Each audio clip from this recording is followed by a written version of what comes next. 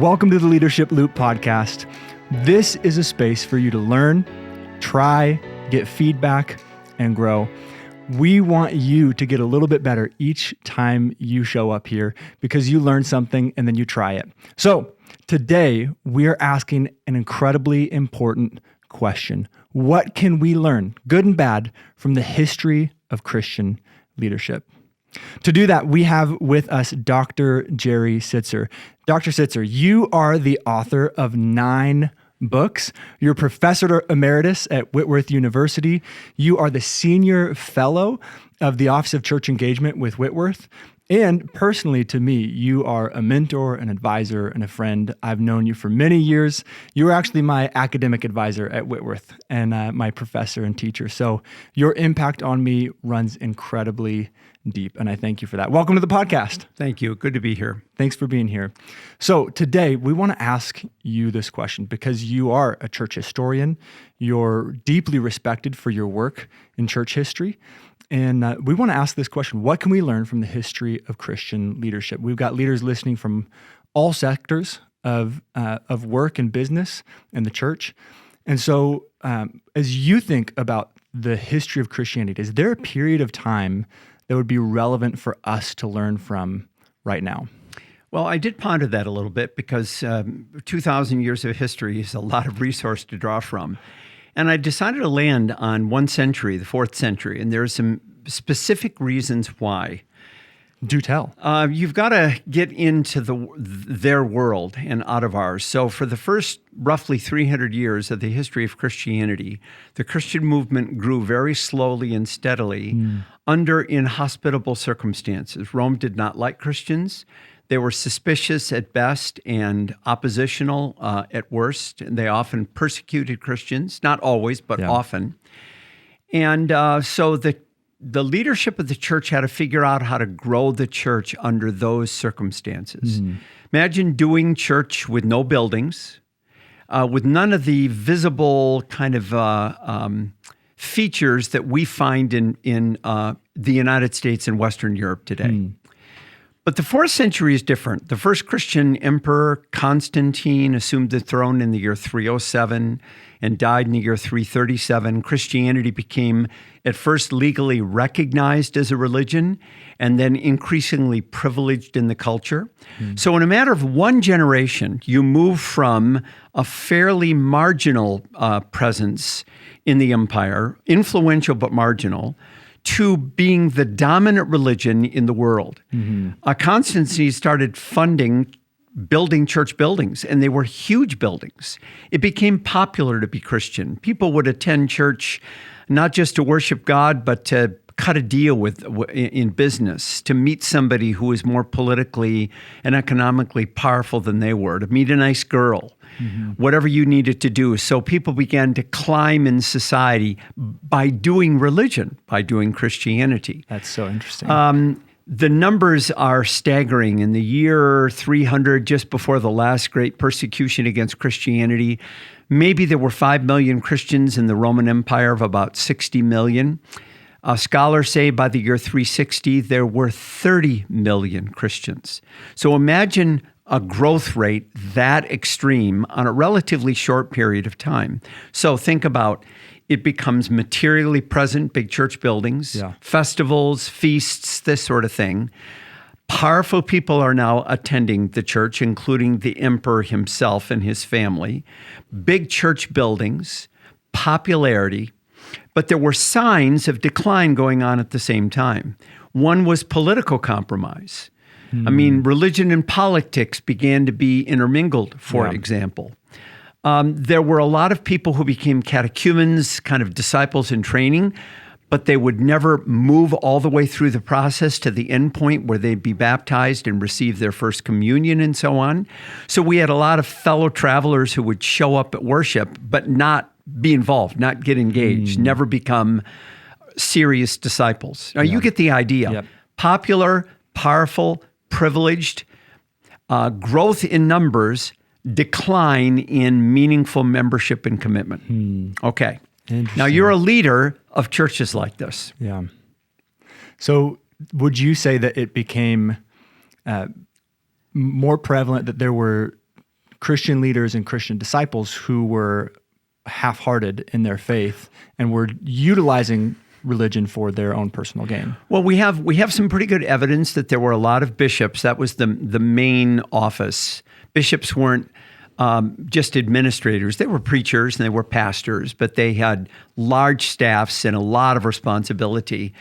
There were a number of them who kind of kissed up to the emperor. In fact, the emperor or the emperors would build lavish residences for them. They would dress differently as if they were kind of the religious counterpart to Roman senators. There were climbers in that group, people who would be willing to compromise in order to maintain their privileged position with the emperor. This should all be sounding quite familiar, by the way, to you.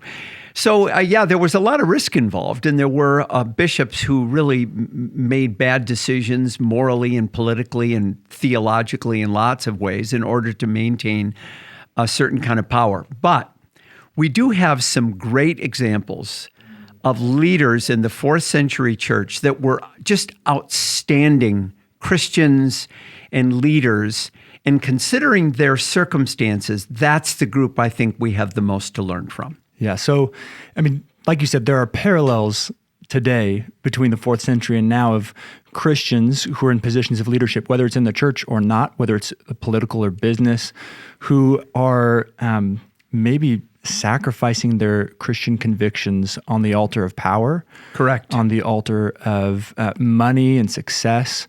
And so before we get to the good examples, what do we have to learn from the bad examples? What did they sacrifice that we shouldn't be sacrificing? Well, there are a couple of things. You have to maintain a sense of personal discipline, and you have to decide that keeping a critical distance from cultural elites and people of power is just a good discipline for all of us to practice. As we work our way into the system can work its way into us. So there has to be some degree of distance, critical distance from the powers that be. That doesn't mean complete disengagement, but we easily become intoxicated when we start to spend time with wealthy, powerful people. It's not wrong that we do that, and we've got lots of examples in history of people who did it and did it well, but we have too many cautionary tales at the same time of people who were profoundly affected by the very people they hoped to influence and change. In other words, when you get invited to the White House gets inside you. Now, that doesn't mean it's wrong to go to the White House, but there should be a real question mark in the back of your head saying, if I go there, what is it going to do to me and how will it affect my faith? Yeah. Same would be true if you go on Oprah or you're on TV or you gain some kind of prominent attention in the culture for one reason or another. It's really important to figure out how to distance yourself and maintain integrity to the faith over the long haul. I love that. I think that's so important because, whether you're with a person of power, you're in a political position, or you get promoted at work. There are any sort of bump up, any sort of when you are in the atmosphere of someone who is higher than you or more privileged than you, you always have to ask that question, what is this going to do to my faith? Mm-hmm. And I think that's something that we just don't ask. Most people aren't aware that they'll be affected in that way. And so looking back at Christian history and seeing how it did affect so many people and the parallels between how it affects so many people now, I think that's a great cautionary advice to go make sure you know how people and power are affecting your faith. I mean, and there are great examples again. William Wilberforce, who had an evangelical conversion and was a member of parliament for 45 years single-handedly with actually a group of Christian supporters called the Clapham sect. They met once or twice a week for decades in prayer and study and strategy.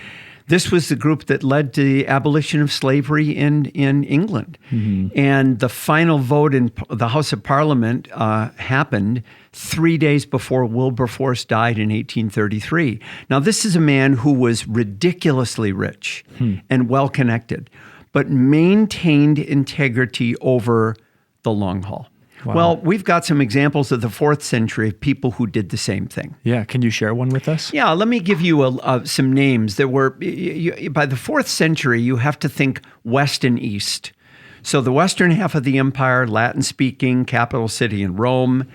Eastern half of the empire, Greek-speaking, capital city in Constantinople. It was one empire, but it was sort of gradually drifting apart. In the West, we have leaders like Augustine of Hippo, died in 430, Ambrose of Milan, who, by the way, baptized Augustine. He died in 397. I'm more intrigued by some of the leaders of the East. There was a larger population there, and the most influential emperors were in the East. So that would be especially the Cappadocian Fathers, as they're called, 2 brothers and a best friend, Gregory of Nyssa, Gregory of Nazianzus, and Basil of Caesarea. Fancy names. Don't worry about that. You sound so smart when you say those. I know. Those. Well, I'm not. And John Chrysostom is another one. He was actually the Archbishop of Constantinople for a number of years. These are unusual people, and I like their examples as examples of Christian leadership in our kind of cultural situation. Yeah. Why do you like those people specifically? All right, let me mention a few things that I think are useful for leaders. The first thing is that all of them spent time apart. Now, back then, monasticism was kind of a popular movement. Mm-hmm. And in this case, all of them spent time in isolation. John Chrysostom actually lived in a cave by himself for 2 years, extreme, needless to say, and in a monastic community for 4 years. Augustine, after his conversion, moved back to North Africa, then part of the Roman world, with a group of his best friends and started a monastic community. Basil of Caesarea lived at the monastery started by his sister, Macrina, the younger. Yeah. And so did Nyssa, his younger brother, and Gregory of Nazianzus. So the first thing is that they were able to distance themselves from kind of the larger, powerful culture without rejecting it. That protected them from over-accommodation because all of them were drafted into service. But by the time they landed in service, they developed a capacity to be able to say no, to see what was happening because they had stood outside it for a time, you see. And so that it's almost as if that isolation gave them some interior depth. Oh, nice phrase. I'm going to remember that, really. Isolation can lead to interior depth. That's really a good way of looking at it. They also had time to study the Bible. John Chrysostom had virtually the entire New Testament memorized. And one way you observe this is by reading his sermons. We've got maybe, 400 of his sermons still in print. I mean, I've read some of them with you guys in our reading group. And they're amazing. First, he didn't use any notes. He preached extemporaneously. But he just pours through Scripture. It's there. Mm-hmm. He'll mention one thing, and that will bounce to another text, and then another text, until he's kind of spun a web of texts. My point is that isolation protected them from entering positions of influence and leadership at a young age where you're more vulnerable. They had a little more distance. They developed virtues, they practiced disciplines, they learned Scripture, and they were more prepared for the engagement with the larger culture through that experience of some isolation. So that would be one thing I think is valuable for us. Can I make a note on that? Because I think so often right now in culture, we talk about skill development, or what are your gifts and how do you increase your gifts, your natural talents, or your God-given gifts even.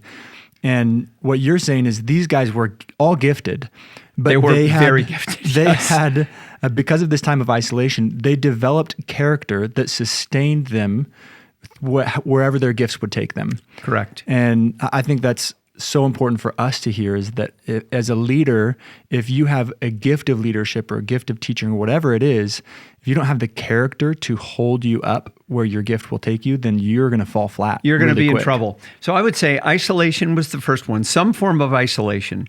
The second principle then would be they developed a deep root system in virtue, like humility and wisdom and so on.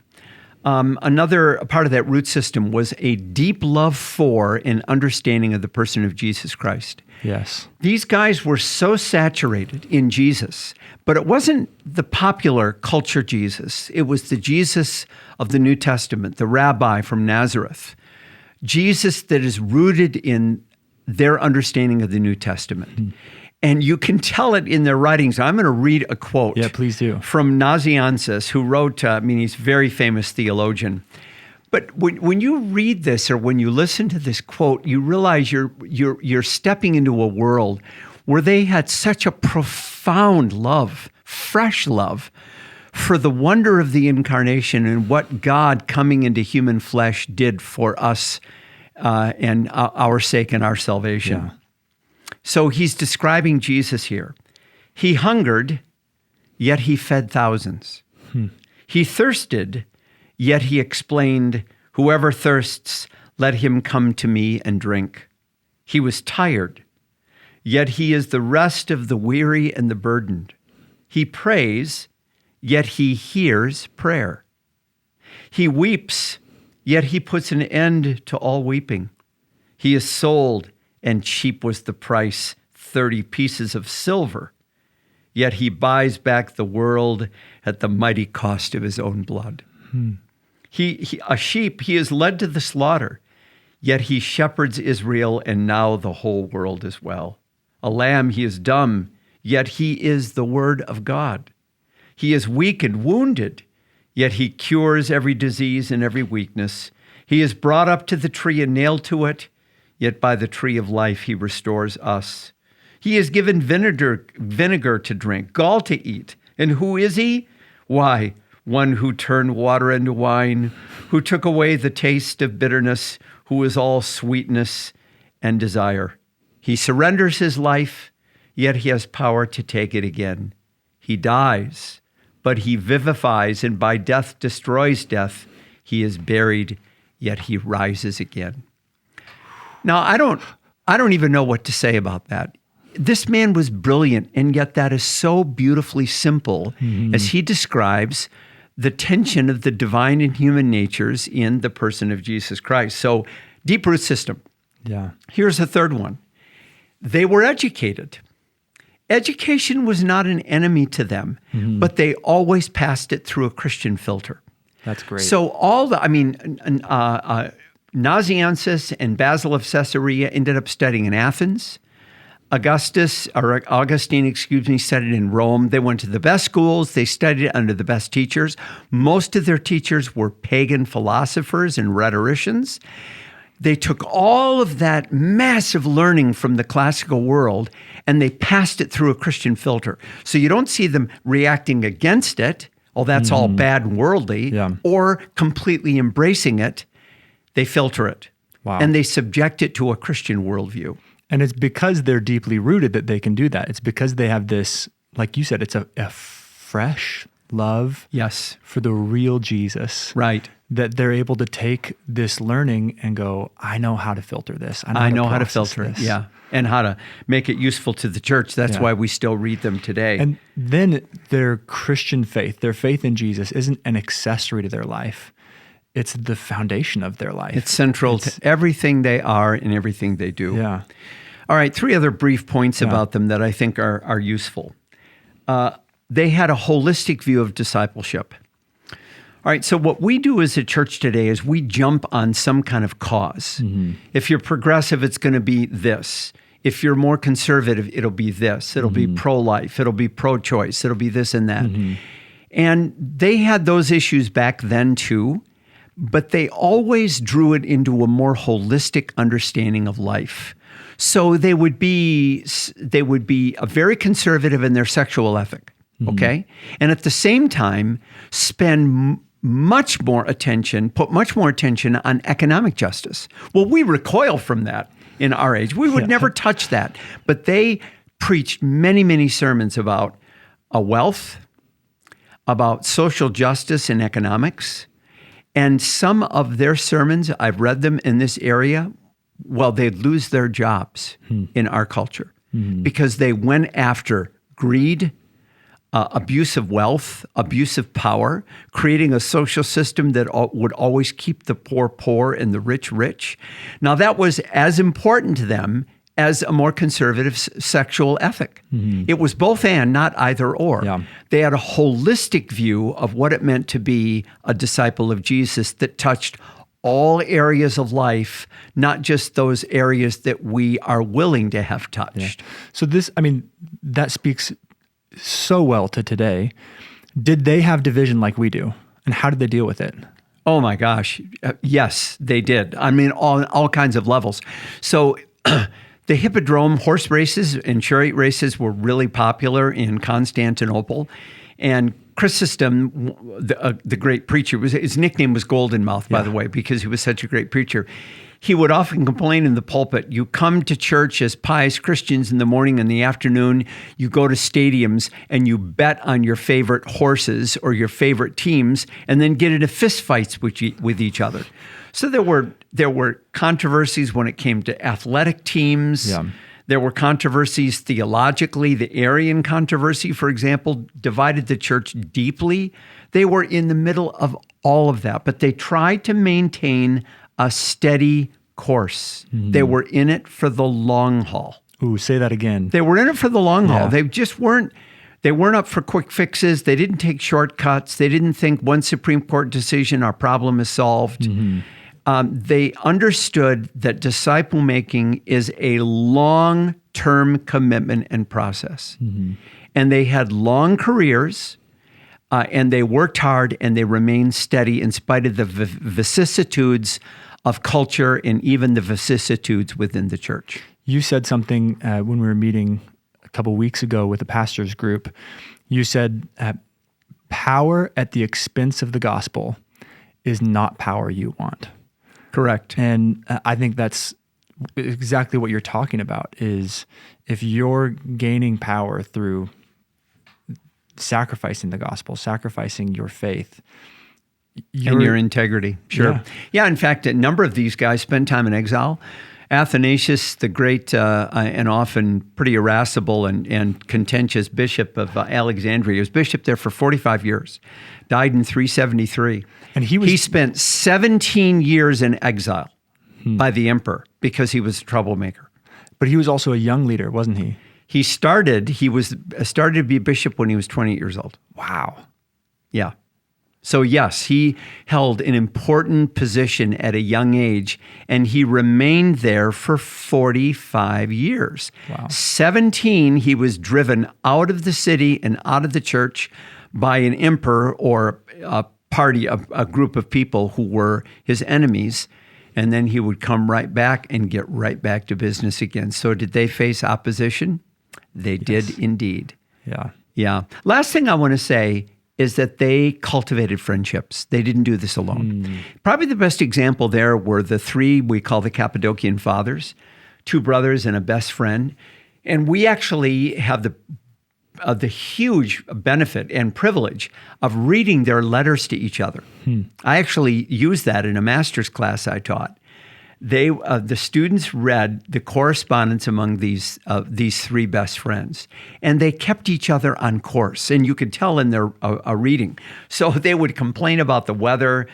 The younger brother and best friend always complained about Basil because he was kind of the operator, and he loved to boss them around, you know.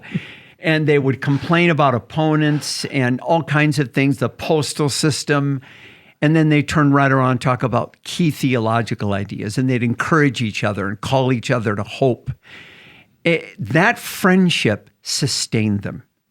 We cannot do ministry in isolation, nor can we do ministry if we're always the big man in the room or the big woman in the room. Yep. We've got to have peers. We've got to have people who can call us to account and say, Michael, Jerry, no more. And they did that to each other. And you'll see that pattern. Augustine, when he was in Rome, actually way back in his youth, he had a few best friends. They all were converted. They remained best friends their whole life. They did ministry together. Now, he was the most popular and the most famous, but not necessarily the best pastor. Yeah. But think about that 45-year friendship. Wow. with Alypius, that was his name, and the Cappadocian Father, same thing. And another thing I love is that several of the Cappadocian Fathers paid tribute to one of their best friends at their memorial service, their funeral. And they would give what's called a funeral oration, and they're beautiful. And it reminds you what deep friendship can do. Yes. I've heard it said that if you want to go fast, go alone. If you want to go far, you've got to go together. Oh, nice. Yeah, it's a good phrase. Well, they did the latter there. Yes. So long haul of ministry, they stayed true, they stayed steady. They had a deep root system. They built good friendships. They were deeply rooted in the gospel, had a deep root system, and they could create some distance from the culture.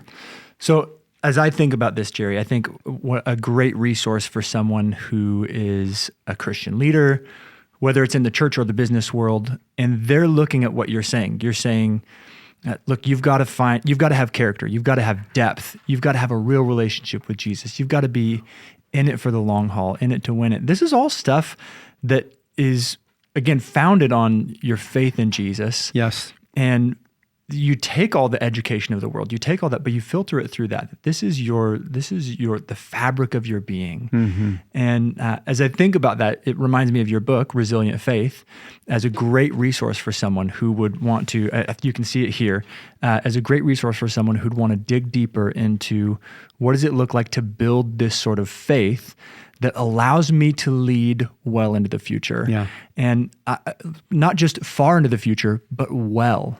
I want to lead well. I don't want to lead poorly. I want to lead well. And if you're someone who's listening, you want to lead well, this is a great book to figure out how do I have that sort of faith that lasts through the turmoil, that can come up against opposition and still come out strong. And so I've read the book. I love the book, and I highly encourage it to anyone who else thank you, would Michael. want to grow in their leadership and, more importantly, grow in their faith in And Jesus. Athanasius, he was fired from his job 5 times and got rehired.